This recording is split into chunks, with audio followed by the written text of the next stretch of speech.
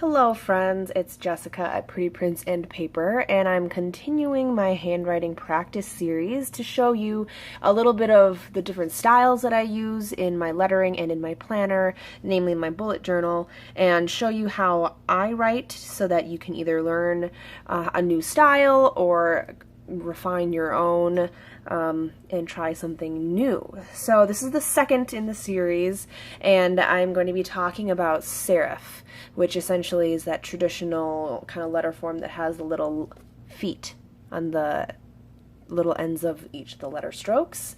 And I will be practicing with my practice sheet that I've made available on my blog and using two of my favorite pens to use in my bullet journal, which is the Pilot G2 and the Pentel Touch Sign brush pen. These are small enough tips that you can use in your bullet journal without taking up too much space. So I'll talk a little bit about the letter forms themselves and then show you how I might create those letters. The serif fonts are ones that you're probably familiar with if you've ever seen Times New Roman or Georgia, Cambria, anything that you've typed up for a college paper, high school paper. That's what I'm talking about. And when I look at a piece of paper, I think about it in terms of here's the baseline, here's the midline, and then the top, right? So for visual effect, instead of having letters end on the midline like they normally would, like for example, if I was to write this out, normally this would be, these letters would be on the midline and the D would go up, right? And then the Y would descend. But in this case, for aesthetic, I choose to make them all uniform across the two lines. And so what you'll find my style doing is mixing up capital and lowercase letter forms. So this is not a hard and fast rule. This is just a artistic tweak that I have made, and I think it kind of looks cool to have some capital D's thrown in, and you can vary whatever letters that you want to. So if you want to throw in a capital E or a capital A, feel free to do that. It's kind of fun. Again, it's not scripted, right? So whatever letter form makes sense to make it mostly be up in the top and the bottom. So I guess I'll just show you, right? So you'll see on the Monday, I start like this, and you add the little feet on the ends of the strokes. And I kind of extend every stroke to hit the top and the bottom, so I don't stop until I hit the baseline.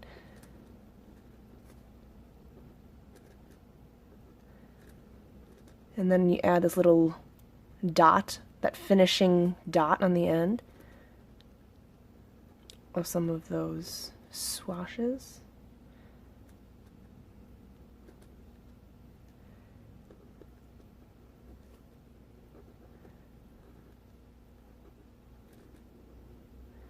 So you can see for things like the A, I'll mostly make the loop hit the midline. For the Y, I mostly make that intersection cross at the midline. In some of my other fonts, I move where this midline is to kind of play with the way the letter looks. I'll show you that in another video. And then you can do one of two things to get this more calligraphed looking font. You can just go back over your lettering and thicken the downstrokes, which might be the most accessible if you're kind of planning on the go.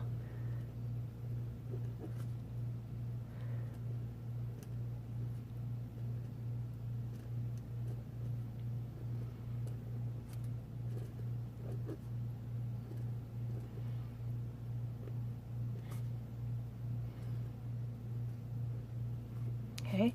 Or you can use a brush pen and kind of do it all at once. And here you can just use the tip for the serifs and then push down, lighten up for the serifs. Really light upstroke, heavy downstroke, light up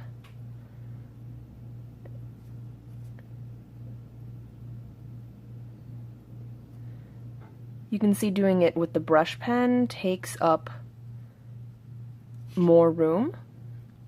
So that is something to keep in mind if you are tight on space in your planner. But it's kind of nice because you don't have to go back over it again. Let's see. Let's see. I've included the days of the week and then the months so that you can kind of practice. You can see there's more variation here now that there's more letters, that which ones I capitalize or don't. Like a capital R would be fun here. I use a capital H here because I want most of the letter to be hitting the top and the bottom. But again, play around, experiment. You can do a lowercase g here instead of an uppercase. It's kind of up to you. This isn't an exact science to serifs. I will preface it with that. It's a play on serifs, and I definitely use the little feet on the different strokes to indicate that it's a serif and it's more print-y instead of more cursive, to add a different kind of look to your journal. If you want to study more formal serifs, Ian Barnard is an amazing hand letter artist who specializes in serifs, amongst other things. So I'll link him down below, and he's got some great practice sheets that does a little bit more of the formal capital and lowercase letters. But this is a little bit of how I use serifs to shake up the kinds of headers that I use. Otherwise, you've seen my cursive before. And you can always download the script version if you want to do a little bit more of the cursive type of hand lettering. That's also on my blog, the first of the series. But for example, if I show you in my bullet journal, this is what it looks like in the wild, right? So you can see I just played around with that for my headers, whereas other times I will do just a more of a script. So it's a very different look, and it's just fun to vary up sometimes. So that is the second version of my handwriting practice sheets, the second font that I play around the most with. So play around, download the sheets, and see what works well for you. I find that you can fit a little bit more into your journal by using the serif font versus the script font, but they're both really fun. So that's all I got for you today. I'm working on the third set, hopefully for next month, of the different types of fonts I use. So if you have any questions, please let me know down below, or if there's a pen that you want me to use next time. But these are two of my favorites. So until then, practice, practice, practice. That's the only way you're going to get better, and I will see you in my next video. If you like this, please subscribe, thumbs up, whatever. Just overall, I hope that you enjoy it. See you next time.